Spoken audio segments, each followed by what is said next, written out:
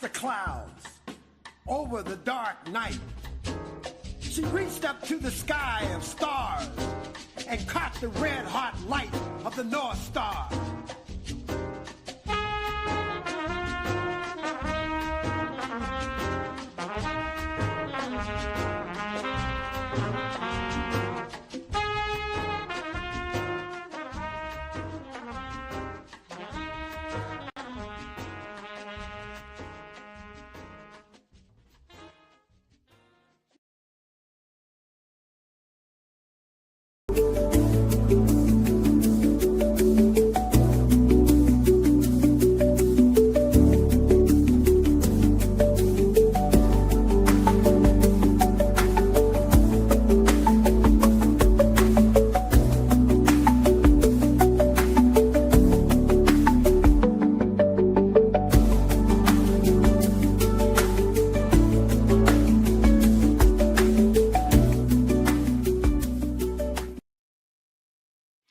Greetings as always, and welcome back. The White House is conducting an expansive review of the Smithsonian's museum exhibitions, materials, and operations ahead of America's 250th anniversary to ensure they align with President Donald Trump's view of history. The power to define is the power to control. What does this mean? Let's connect some dots and find out.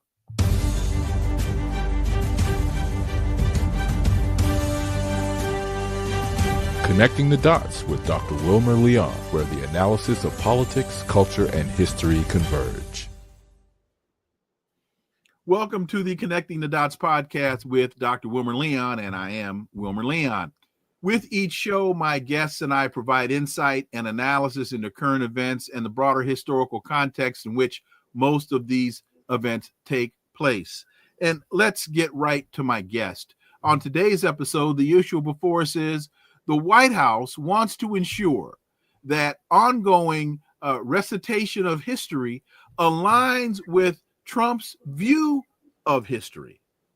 While it's been evidence that from DC crime rates to census collection to labor statistics, the administration suppresses inconvenient data and conjures inaccurate statistics to bolster policy objectives.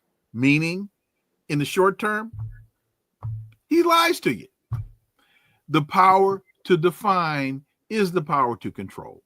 My guest is a Du Boisian scholar and founder of the Saturday Free School for Philosophy and Black Liberation in Philadelphia, Dr. Anthony Monteiro. As always, Tony, welcome to the show.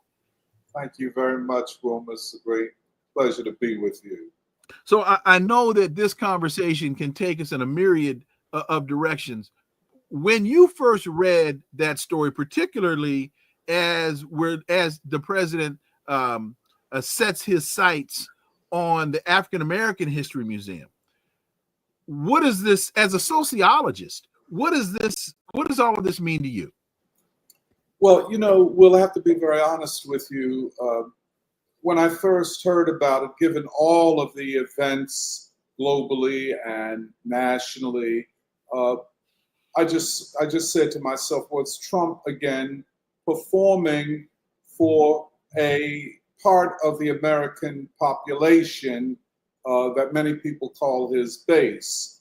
But then I began to think a little bit more about it in light of other things that Trump has been doing to leave, as it were, his mark upon history as he thinks he's doing.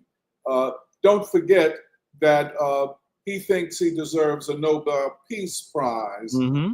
And so we have to, when you deal with Trump, you have to deal with performance and a lot of delusion.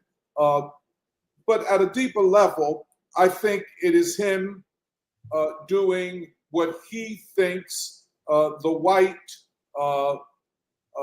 part of the population, I was going to say majority, but a minority of white people, but nonetheless his base, think that he should do.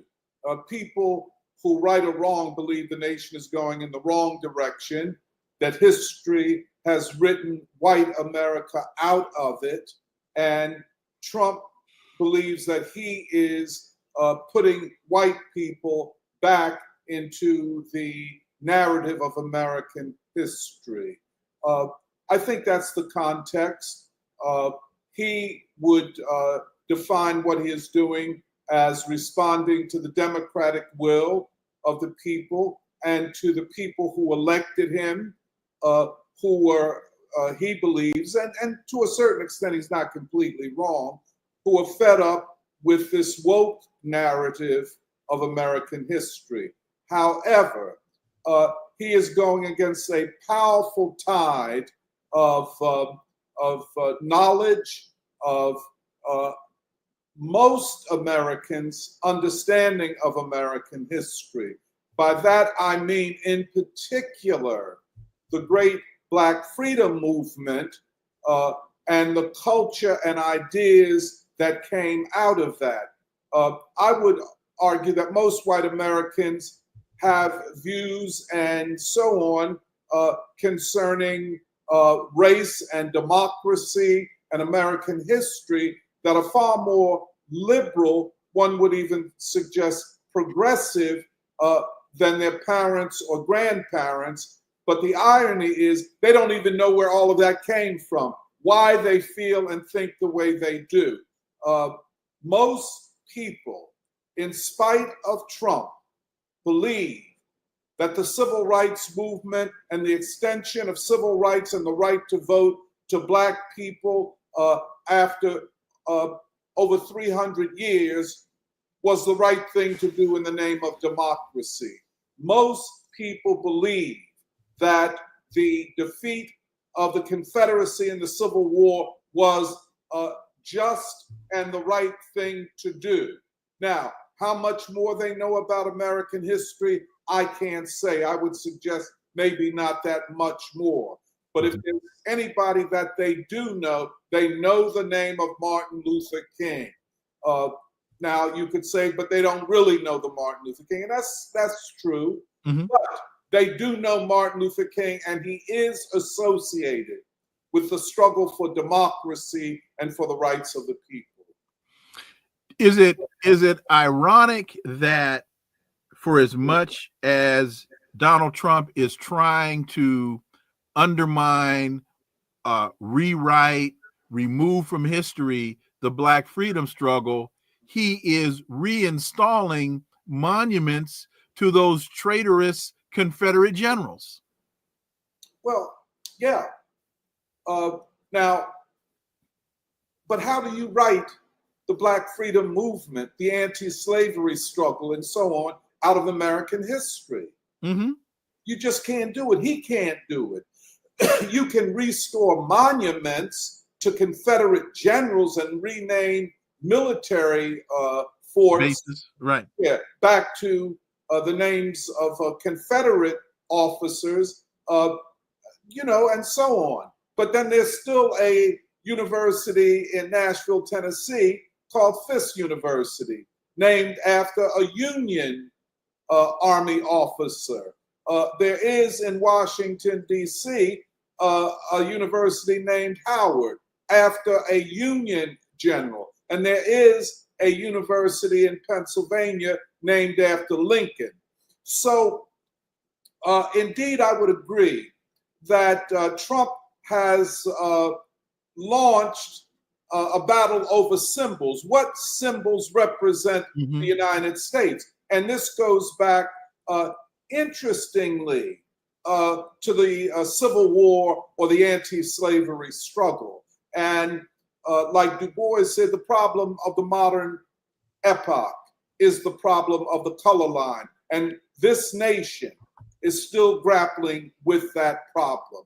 I guess we could say the problem of the 20th century, or the problem of modernity, is the problem of democracy. And the problem of democracy is the problem of the color line. And the problem of the color line is the question of where do African Americans, descendants of slaves, fighters against slavery and for civil rights, where and what place do we occupy at this time and going forward? And this is the great question, I think, of democracy at this time. Again, it devolves back to the question of race and the African American people. When you look at the motivations behind Donald Trump's foolishness, and there are those that was one of my father's favorite words was, boy, and it is foolish. You and that foolishness. They want to take the conversation into fascism, and there are those that will debate, is Donald Trump fascist or not? Well, there are certain behaviors that fascists engage in, and he is engaging in some of those behaviors. So we can call them fascist proclivities, whether or not we want to get into, is he a fascist or not? But talk a little bit about the significance of that conversation, and does it really add value to the analysis? Well, I think it's a very significant conversation for the very reason that the question of, is our system democratic at all? Mm-hmm. And if it is, how democratic? Or what type of democracy is it? Because the claim rests upon democracy versus Trump, or Trump versus democracy. But I think to conduct such a discourse, we must first settle the question of is this a democracy? And when did it become a democracy? And how did it become a democracy? And have we, since the great civil rights movement, have we been moving backward from democracy? And what really is the system that governs us today? Is it a full democracy, a partial democracy? Is it a democracy for the rich and the super rich? And for the rest of us, well, we'll vote on election day if we choose to, but after that, we have to fend for ourselves in a system where rights and freedoms are often defined by how much money you have and where you stand in the class and economic hierarchy of the country. So I think that's the first question. And you know something, Will? The way we answer that question will say something about the way we answer a second question, which is, what is to be done? If it is fascism, then what do we do? If it is democracy, what do we do? If it is only a partial democracy, what do we do? Because at the end of the day, all of these questions will and must be answered by what the people do, or put it another way, what the vanguard of the people do in the name of the people and to mobilize the people.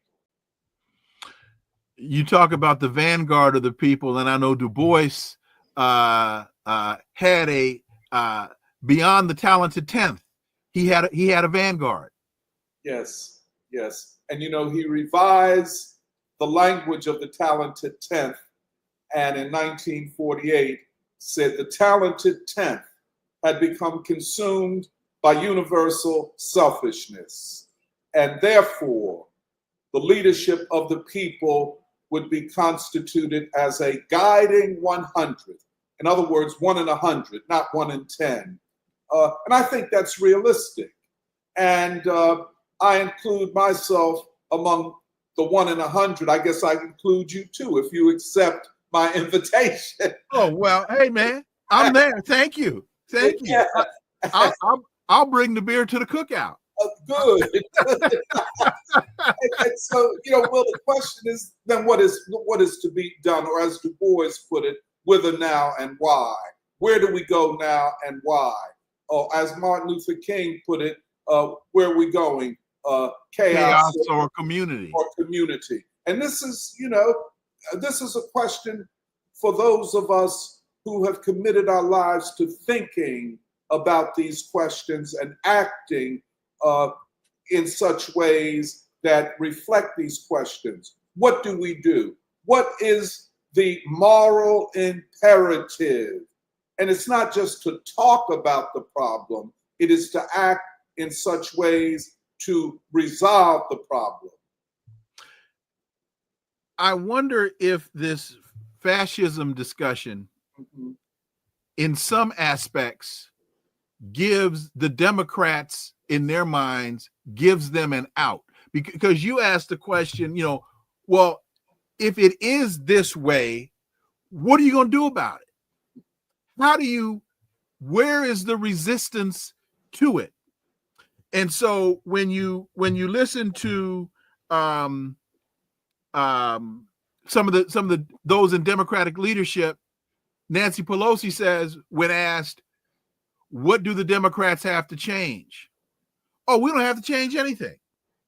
When you listen to Hakeem Jeffries, he says, what are you going to do? Well, they control the House, they control the Senate, they control the executive branch. What do you want me to do? James Carville said, initially, he has since changed his tune, but initially, James Carville said, oh, we just got to sit back and let this thing implode. Yeah. Implode? At whose expense? So that makes me wonder, because they don't seem to have a plan, and they're not operating they're operating as the minority party. They're not operating as the resistance or as the opposition. Does this whole fascism conversation give them an out? Well, a lot of them would hope that it would give them an out, but it doesn't. And you're right. A negative program is really not a program. If the Democratic Party seeks to regain political power, and by the way, I should say, I don't consider myself, nor would I ever accept the job of being an advisor to the Democratic Party. It is not my party, and for many reasons we could talk about that. Neither do I believe in the lesser of two evils. But just for the sake of argument, let us look at the question. And I would say that the 2024 presidential election was a devastating defeat for the Democratic Party. And let us not forget, the Democratic Party held the presidency, the Senate, and I believe in 2024, the House of Representatives. Yes. They had all three branches of government, plus the media, the corporate media, and a good part of the internet and YouTube and so on. They had the upper hand in all of that. They controlled the universities, the faculty of universities, most of the deep state, the government, the bureaucracy were more or less Democrats. So with all of these advantages, they lost. It was a summary rejection of the Democratic Party, not just of Kamala, and probably not primarily of Kamala, maybe not completely of Biden. But there was something about the Democratic Party, the way it had governed, the ideas upon which it had governed, its entering into the cultural wars in a way that went against the sentiment and beliefs of most Americans.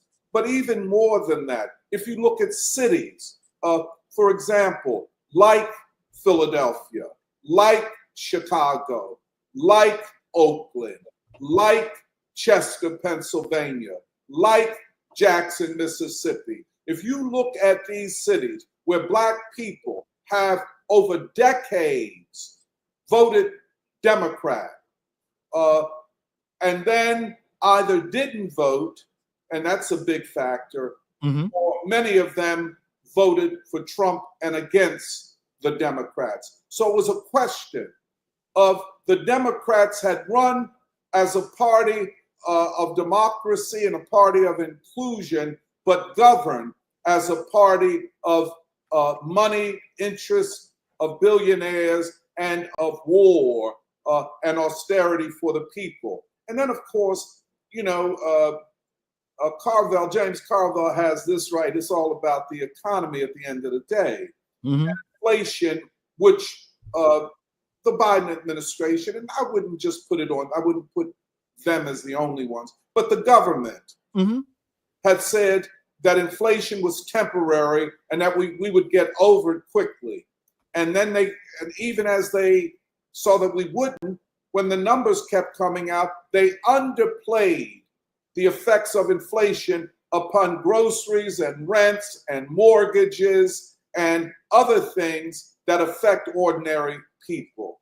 I think the economic issues, along with the cultural issues, and I guess I would say, thirdly, the question of democracy and how that resonates in the minds of ordinary people, we're still trying to figure out. But it was something about government that people felt was not democratic. And polling data, Pew and Gallup and other reputable polls found out that 70% of the American population said that the political and economic systems had to be radically reformed. 15% of them said that the economic and political systems had to, as they existed, needed to be torn down and a new system built. I know you're a political scientist and a historian of the political history of the United States. In the history of polling, I don't think we've ever seen data like that, where 15% of the American people are literally saying, in one or another way, we need a revolutionary change in this country. Now, where's that coming from? This is very interesting. So yeah, that's the way I would put it. I really like your analysis of how the Democrats ran versus how they governed. Yes. Because you learned this in I know a political science undergrad major at the prestigious Lincoln University. Oh, yes. That a couple of things. One, people vote for things, not against things. And generally speaking, hence you mentioned early in the conversation about how'd you put it? Offering negativity or offering nothing is no plan. Yeah, a negative program is not a program. A negative program is not a plan, because people tend to vote for things, not against things. And yeah, that's true. So that coupled with the Democrats want to run on a history of the 60s civil rights as it relates to the Black community, morality, but then they want to govern as neoliberals. Right. And what people, the other thing about politics is policy output. I'm voting for you because you've told me you're going to make my life circumstance better. And you failed to do it. And then telling me, well, what do you want me to do? I'm not in control of this. I'm not in control of that. Hey, I want you to fight for me. Barack Obama, you didn't fight for me. Well, Wilmer, you don't understand what he was up against. I wanted him to step in the ring and fight. If you lose the fight, well, at least we had a fight. So, and they continue with, thank you, Bill Clinton, they continue to shift from the moral base that they stood upon in the 60s and the social programs and making people's lives better, they continue to shift to the right. Yeah, well, yeah, I mean, that's the history. Bill Clinton and the Democratic Leadership Coalition, which said that if Democrats hope to win the presidency or hope to win national elections, they had to become more like Republicans. And of course, this meant the 1994 Crime and Anti-Terrorism Act, which ended up putting 30% of young black men in prison or under the control of the prison system. Thank you, Joe Biden. Thank you, Joe Biden. I don't know that this ever happened in the history of a democracy, but more than that, it was the Democratic Party and its leadership turning on ordinary black people, perhaps the most vulnerable group in the society, young African-American men. That bill it might be argued, was part of the atmosphere that led to this spike in police killings and police brutality, because black men had to be imaged as criminal by birth, by nature, as dangerous, and having to be locked up or killed. And, you know, and the other thing, you know, we have to look at these economic processes, in particular, deindustrialization.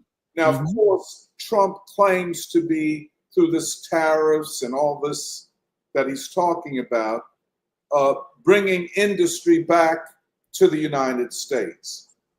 Lowering the tax rate on corporations and billionaires, and making it a sweet place to do business, as opposed to the last 40 years where industry was shipped out of the country and working people's unions were destroyed, and they were told, well, you won't have your good job at Chrysler or Ford or U.S. Steel or General Electric, but you can get a job and be retrained to do data entry. And when a person would say, well, what about my union? Well, don't worry about that. You won't need this. Right. Or you say, what about my health care? Well, you're not going to have that either. So you may as well move on along. And so deindustrialization, which led to cities like Chester, PA, which was an industrial manufacturing city, small city, or Camden, New Jersey, or huge parts of Philadelphia, and on and on and on. And at the end of the day, the working class is poorer. The working class does not have unions. And so democracy was eroded irreversibly as a result of this. So race, democracy, deindustrialization, war, all of this is part of a single garment, as it were. Of destiny. Of destiny, you cannot separate them. And so the consciousness of the people, which, you know, cannot be measured only by an election result, and it can't be.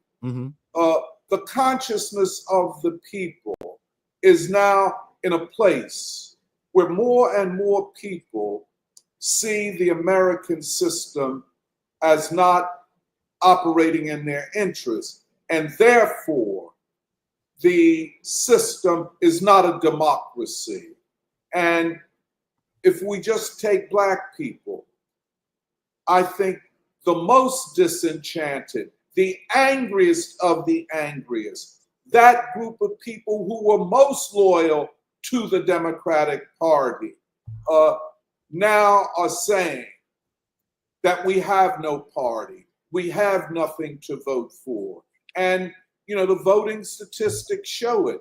The last election, local election here in Philadelphia, there were wards, a significant number of them, where the turnout was below 10%. Of course, this is in the wards where the most poor people live. And opinions about the Democratic Party among Black people are widely different based upon the class and education level of the person that you ask. You ask the poor, they don't have the same opinion as a college professor or a lawyer or a professional of any type. Because they're not the beneficiaries of the policies and the politics that they're told. In fact, in many regards, they find themselves victimized. And you can also take that to the most recent election in New York for the mayoral campaign in New York, as Mamdani won the Democratic nomination, and the elite Democrats, for the most part, Cuomo and Eric Adams, and so are turning on him. Even Donald Trump was talking about voting for Cuomo. The New York election is very significant because Mamdani won the primary without the normal number of Black voters that a winner in a Democratic primary in New York would win. In other words, Mamdani won without Black votes. Now, did that have something to do with a low turnout? Now, that was one of the hottest days of the year. So I would suggest it was a very low turnout. But to win without Black votes, what does that say? A progressive movement, and I think Mamdani's political movement could be considered progressive. He defines himself as a social democrat and a socialist, and he wants to better the quality of life for New Yorkers. Very simple program, very direct program, and the messenger of the program was a young and appealing person. Black folk had not made up their minds about him. They didn't know him. And some of them even said that, well, how do we vote for a candidate whose campaign is made up mainly of professionals and elites who are gentrifying Black people out of their neighborhoods in Manhattan and in Brooklyn and other places. So a lot of Black people said, well, we don't have anybody to vote for. We don't necessarily, and this is another question, the cultural questions of gender and sexuality and transgenderism and all of this. Many people, ordinary people, haven't made up their minds one way or another. Now, elites may have, but to run in the name of democracy on what I would consider a narrow platform of gender and sexuality will only turn off those in the lower economic categories in the society. Really quickly, how do you see all that we've just discussed? How does that factor into what's playing itself out in some of our major cities in Washington, D.C. and Los Angeles? Donald Trump's talking about going after Oakland and Chicago in terms of federalizing the police force and sending in the National Guard into these urban centers. Well, I always judge political events from the standpoint of Black people. Obviously, I'm Black. I'm from Philadelphia, and I've only lived among Black people in my life. So I know the Black community. I've only gone to a Black church. And so I went to a Black university. So my life is with Black people. But the historic role of Black people in the history of this country is decisive, even in a time like this.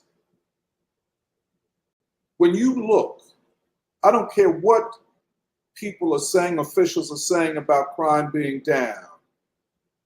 In Philadelphia, in most neighborhoods that are Black, majority or large number of Black people, we don't feel safe.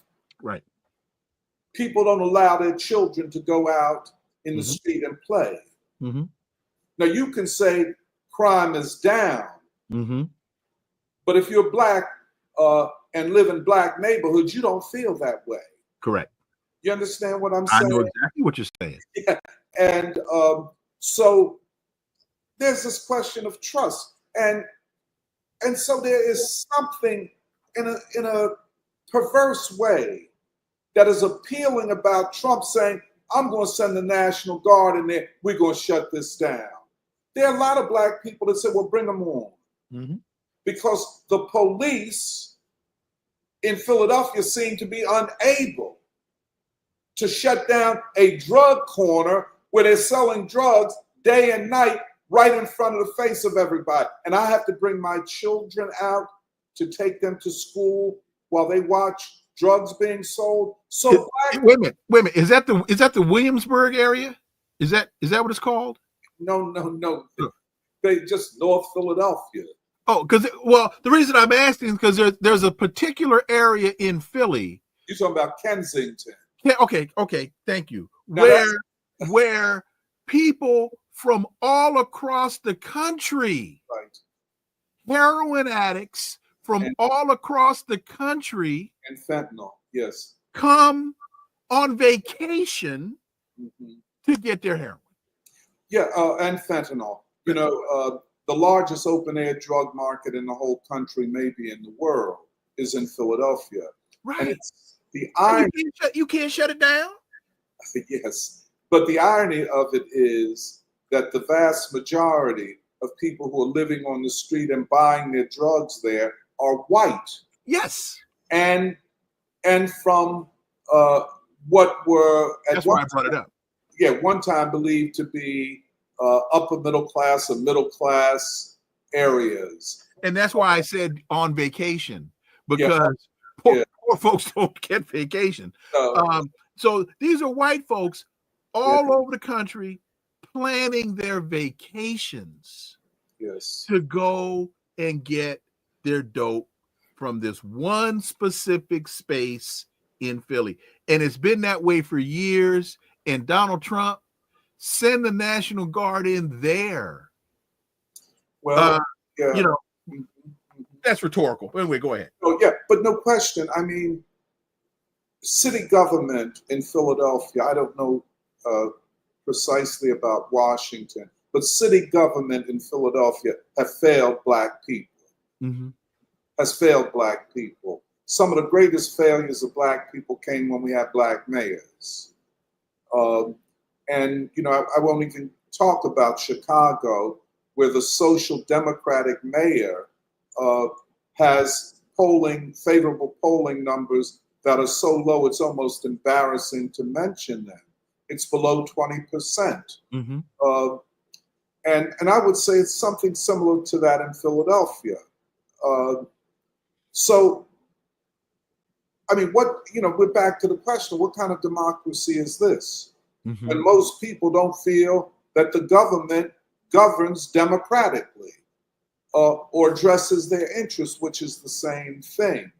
You know, so it is, I think, uppermost. We could say it's the economy, but at the end of the day, somehow I feel that the question for millions, tens of millions of Americans is this a democracy? And do the elites govern democratically? Or do they run in one way and then do the opposite?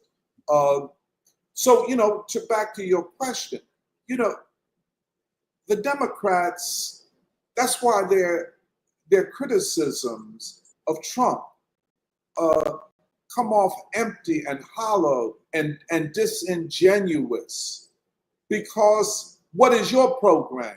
There you go. Like I just said, a negative program is not a program. Mm-hmm. You know what I'm saying? Absolutely. Mm-hmm. So, Absolutely. oh, go ahead. No. I just say absolutely. Yeah. So going forward, I would say, first of all, to answer my own question, what is to be done? I think we have to acknowledge this is the greatest political crisis in the history of the country, and I include the Civil War. It is not far-fetched to speculate that this country could break, could fall apart, that we could go into something like a civil war.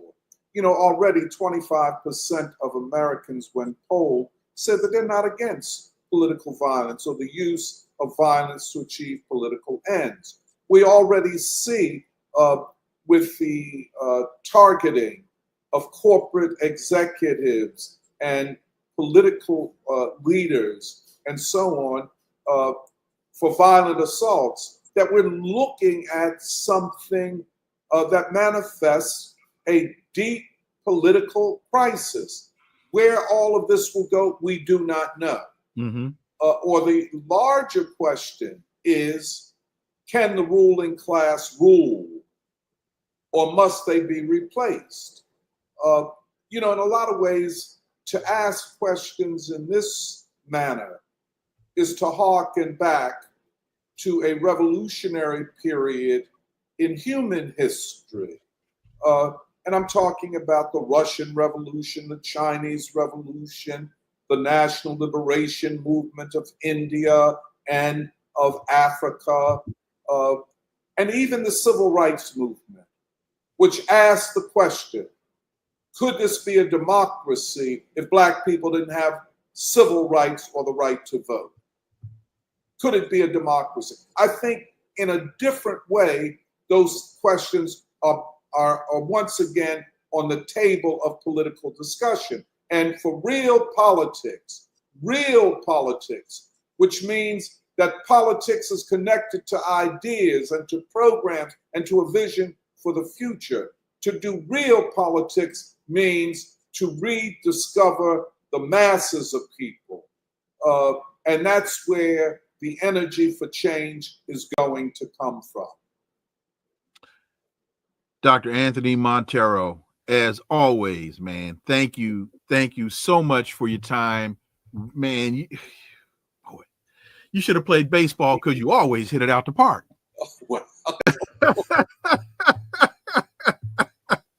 Oh, that was pretty clever. I like that. Anyway. I appreciate what you said, believe me. And well, hey, man. You know, thank you. Go ahead. I am, as they say, I'm just an ordinary person, and I don't claim any special anything.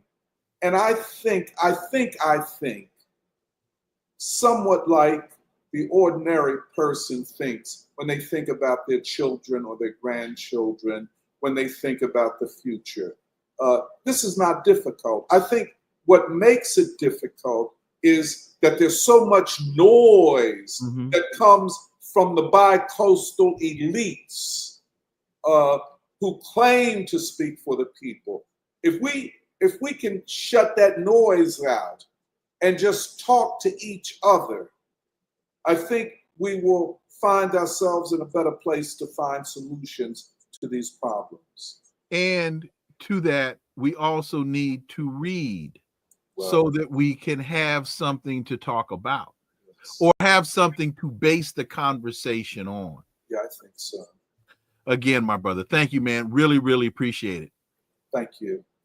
Folks, thank you all so much for listening to the Connecting the Dots podcast with me, Dr. Wilmer Leon. Stay tuned. New episode next week. In fact, Net for Freeman is going to join us on Monday.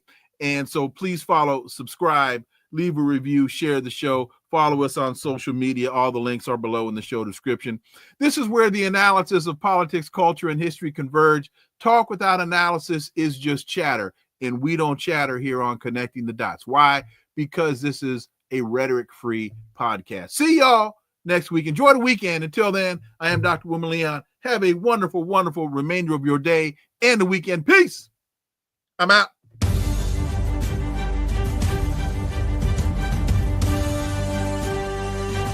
Connecting the Dots with Dr. Wilmer Leon, where the analysis of politics, culture, and history converge.